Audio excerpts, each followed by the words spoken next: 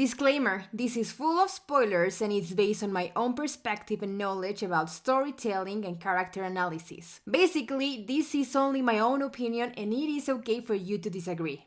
The Last of Us 2 was such an anticipated game. The first came into our lives and conquered the market. The characters were easy to love and care about. Joel was the tough guy who you slowly saw how he was softening thanks to Ellie. This trope is always wholesome. I think it's one of the most effective character tropes in storytelling. Then you had Ellie, a lonely girl with a special gift and a quirky personality. Ellie was adorable from A to Z. To that, add Joel's past. He was a loving father who lost his daughter and he adopted Ellie through the power of fraternal love. The Last of Us is a wholesome story in a chaotic world. It's like seeing hope and love in a world that was doomed. But then, enter The Last of Us 2. The Last of Us 2 takes place years later of the events of the first game and you have a good recap at the start of the game. Basically, Joel was so attached to Ellie he couldn't stand losing a second daughter, and so he killed everyone to save her. That's not very wholesome, but the sentiment is. Ellie has two main friends, Dina, who's the girl that she likes, and Jesse, Dina's ex-boyfriend, so it's complicated. Up until this point, this was great. It was good to see that, to some extent, Ellie and Joel built a stable, regular life in a pretty old town. And this is how we are led to the first mistake. When you start playing as her, you are curious as of who she is and what's her part on the story. When she kills Joel, to the eyes of so many, she becomes unredeemable. Many will argue that by killing Joel, they killed the game. And I won't say that's necessarily true. Back in his day, Joel did terrible things and this is his past coming back for him. He even knew Abby had a speech prepared and he was ready to die, like he wasn't surprised someone wanted to kill him. But let's go back to Abby. My problem with her is that Abby's character only cares about herself and her pain, and she doesn't care if she causes pain to the people around them. A human character, a real character, is one with many faces, and Abby doesn't have many. We can actually take as an example the very first conversation Abby has in the whole game. Owen tells her about finding Jackson, but he warns Abby that he won't kill Joel at any cost since his girlfriend is pregnant. Abby actually gets mad at him because he might not help her like she wanted him to. I fucking knew I couldn't count on you. Abby, I want what you want, but not at any cost. He is expecting a child and he doesn't want to leave Mel as a single mother. This was the first warning as of who Abby is. Yeah, okay. I'm sure they'll be happy to offer that information up. Well, then we make them. Do you hear yourself? You would think she would understand that his childhood friend wants to stay alive to meet his child, but she doesn't. She gets mad. Abby goes out and was about to die thanks to her own stubbornness, and Joel and Tommy saved her and even offered taking her group to Jackson for food and warm place to sleep. There's not a single moment where Abby doubts killing Joel. She doesn't ask questions, she doesn't evaluate Joel's character, so despite Joel saving her life, she still has no mercy on him and drains all those intense feelings of revenge living in her for so many years. It would have been human to see a little hesitation, not saying she suddenly forgives him, but a little emotion, something, I don't know. You can tell from the start that Abby's group is a violent one. There's one guy who wants to kill Ellie and Tommy too in order to leave no loose ends on their doing. They don't care to kill whoever they have to kill. They even refer to the Scars, another association, as if they are not human but some monsters they need to kill. They look down upon others and are thrilled of the idea of invading the Scar Island and killing all of them. There are many movies and video games where a bad character becomes the favorite through character development. This isn't Abby's case. I think the moment I ended up hating Abby to never go back was when she arrived at the theater, killed Jesse and said, "We let you live and you wasted it." We let you both live. And you wasted it! Excuse me? Are you the god of the universe? Who is this woman who thinks she can decide who can live and who doesn't? We let you live. She started the cycle of revenge and suddenly she can judge who deserves to die and who doesn't. Are you fucking Jigsaw? Killing everyone you see fit and then claiming high moral grounds? Get the fuck out of here. Abby and her friends killed Joel because revenge. Back in the hospital, Nora told Ellie Joel deserved to die. They were much on board. They were there. Ellie killed the people involved. Ellie is doing the same thing Abby did. killing the people responsible. You know how Ellie knows who to look for? Because she saw them in that room when Joel was killed. But yeah, Abby thinks she can do it, but others can't. She is the one who decides who dies and who doesn't. She is God. She is the grand judge in this scheme of life. And this trait of hers became insufferable for me. One line ruined Abby for me. Not her reasons, not her nature, or killing Joel. That one line. But I digress. In the story, Ellie hesitated to kill Owen and Mel. She gave them the chance to choose, and even after killing each of them, she goes through shock. Abby kills and feels nothing. This is a regular day in Abby's life. On the second time playing as Abby, we go back in time when she was more of a teenager and less of a horrible adult. This is they trying to explain her reasons and make you gain some sympathy for her. Forbes published an article named In Defense of Abby, and it's actually what inspired me to making this video. In that piece, the writer states that Ellie does much worse through the game. She kills all of Abby's friends. Yeah, because again, they helped killing Joel, and one even wanted to kill Tommy and Ellie for no reason. They were complicit. If you are on a room holding down a man so your friend can kill him, you are guilty too. If you're standing there watching, supporting your friend's decision to kill the man, you are guilty too. Abby's friends weren't innocent. Ellie's killing the responsible people for Joel's death. Why is this so hard to understand? Abby's friends weren't innocent. Then they try to defend Abby by saying Ellie is killing a mass of innocent people, but as the gameplay of Abby goes on, Mel directly says to Abby that she doesn't believe her act of saving the two Scar kids because Abby is the best Scar killer. Basically, Abby is the best at killing people. That explains why she is so violent, and the comparison with Ellie stops there because no. The wolves basically kill others just to win land, and Abby is the best at that. In Abby's gameplay, you also kill a shit ton of people, so no, Ellie isn't worse than Abby. You're just ignoring information given to you. Another point that makes Abby so dislikable for me is how sudden her change in nature is. Abby is saved by two Scar kids and she saved them in return. When she returns to Owen, he has sex with him despite his pregnant girlfriend. Why? Because he throws into Abby's face what she did with Joel. She doesn't want to face that. Maybe torturing Joel wasn't necessary. She doesn't want to face her flawed decision, but hey, she saved two kids out of 1,000 she has killed, so she must be a good person. Years of seeing scars like trash, and in a few hours she betrays her group and kills her own people without hesitation? Again, does she have any actual morals? This is a genuine question. In that same chapter, Mel tells Abby she's a horrible person, and I agree. Even in the script, the characters tell Abby she's in the wrong. In her playthrough, Abby spent her years obsessing and preparing to kill one man by killing thousands of others, and this feels like I'm watching fucking Sasuke. Abby has her own perspective, but what I see is that indeed she's an awful person.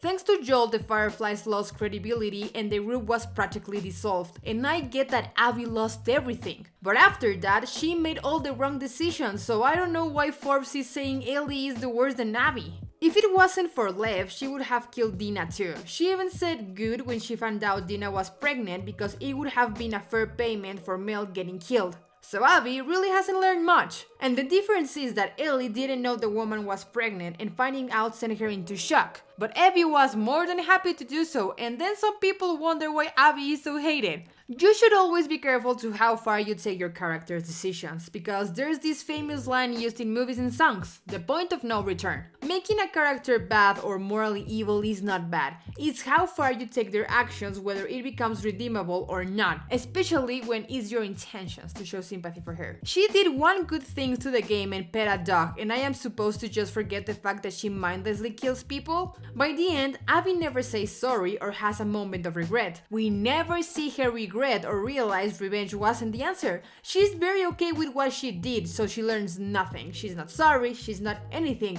She killed Joel and now wants to move on. As a player, I feel apathy towards her character. Abby is a hypocrite who kills left and right and has probably left a girl just like her without her father, but her revenge, goddammit! She is the only important human around, so her sudden kindness in her gameplay for me was Naughty Dog desperately making her likable. Abby says those kids saved her life. Again, if they hadn't saved her, then she wouldn't have helped them because she kills Scars for a job. She could have been redeemable if her actions were pushed thanks to the right reasons. But it is only until circumstances directly affect her that she actually wants to do something. She is selfish. Abby and Lev are eventually captured by an extremist group who uses people as slaves. They don't see others as human, just like Abby thought about scars, so this is her karma. The most ironic thing is that by the end of the game, Abby is more like Joel, and that's the lowest blow.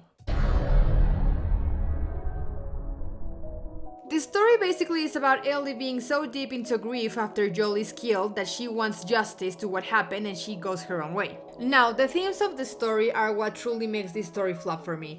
On the first game, we were treated with a hopeful story in a cruel world. On this second time, we have hurt characters being cruel in a world that it's already too cruel, and with an ending which is depressing and unsatisfying to say the least.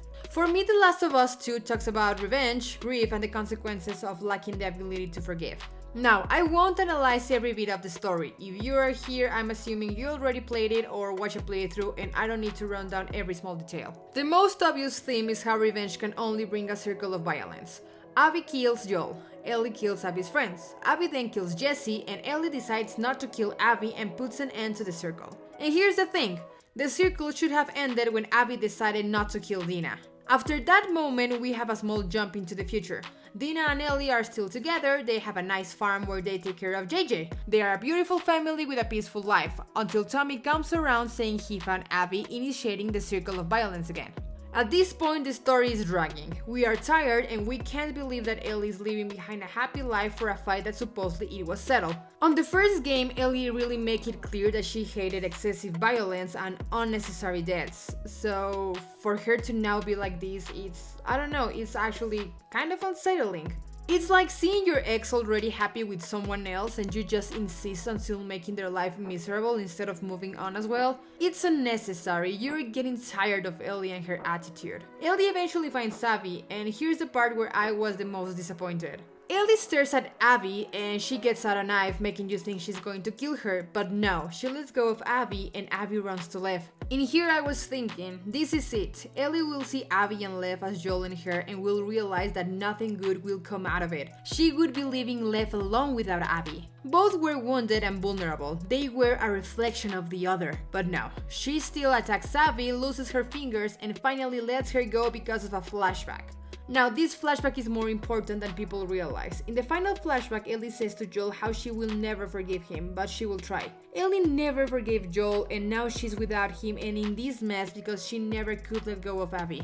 In the first game, Ellie was Joel's reminder of kindness. She would ask Joel to believe in people a little more, and she was much more trustful and warm. In this game, she comes off as everything but kind. Ellie claims she couldn't forgive Joel because she wanted her life to mean something. But her life meant everything to Joel. That's why we were on Joel's side. She meant everything for him, and most of us would have done the same for someone we love. Ellie's life did mean something for so many people and she couldn't see it. At the end of the day, her life means nothing. She goes back to an empty house. She can play the guitar, which was the last thing tying her up to Joel. Her life means nothing and she's all alone without anything. And Abby, well, she has Lev and a future together with the Fireflies. The person that started the whole mess is looking forward to the future, and Ellie now has nothing but a terrible body count on her shoulders. But I guess that now she knows how to forgive! The ending on the first game was satisfactory and left a good taste on everyone's mouth. And as of this one, well, we see a character we love lose absolutely everything, and that wouldn't sit down well with anybody. The ending is fitting, I'm not saying it isn't, and I am not criticizing the story. Those are her consequences. It's still bitter as a fan of the series, nevertheless, that's all I'm saying. Their last mistake was making this story The Last of Us 2. The game shines in so many departments that I wouldn't encourage people to not play the game and experience it on their own. It's not that the story lacks something, it's just the same beats all the time. It is a roller coaster that only goes down and is taking us to hell. The game stays in one tone all the time. Is tragedy after tragedy after tragedy and suffering after suffering after suffering. The flashbacks for me doesn't change the tone of the game because it just makes everything darker and sadder to know that the last months of Ellie's relationship with Joel were in shambles. It is a big pile of anguish all the time and it was tiresome to play. Just when you think the game is changing tone, Ellie leaves Dina and it just makes her somehow more dislikable, and then Abby seems to be doing better, she gets kidnapped and brutalized. My guess is that they tried to show that Abby and Ellie were the same. They put down Ellie as a character while trying to elevate Abby's to put them in the same even ground. They mistreated Ellie, giving her a dark ending when, as a fan, I would have never wanted this for Ellie. You can tell me real life is like this, real life is not pretty, but I repeat, the first game was about hope in a cruel world. For the second game to change the message and vibe so abruptly, it didn't sit well with me. I think they wanted to try new themes and raw emotions and the consequences of Joel's actions on the first game, which makes sense. But honestly, they should just have made this a new game. I firmly believe this game wouldn't have gotten such backlash if it had been a new title and an independent story. The Last of Us 1 was such a groundbreaking game with a feel-good story hidden as an action game of the survival zombie genre that we have seen so much of, and they just threw it out the window and destroyed Joel's and Ellie's life. Big yikes. So yeah, this is why my opinion and why I didn't like The Last of Us 2, and if you disagree again, dude, you are on your right to disagree, you are on your right to like the game. I think that even the directors of the game knew that this would happen, so I think it's okay. I think that it's okay that we're having this conversation, and sometimes actually creative teams make these kind of decisions on purpose so they can have fans talking about this stuff. And yeah, it's free promotion for them, really, because people who weren't fan of the game now will want to play the game just to see what the hype is about or why people are so angry. So yeah, we're just like playing into their little corporative hands. Yeah, so if you like it, give it a thumbs up, leave a comment if you have any other opinion than mine that I'm guessing a lot of people will have. And yeah, if you want to follow me on my socials, I'm also on Twitch if you want to check me there. Thank you for being here and I hope that you stay for the next video.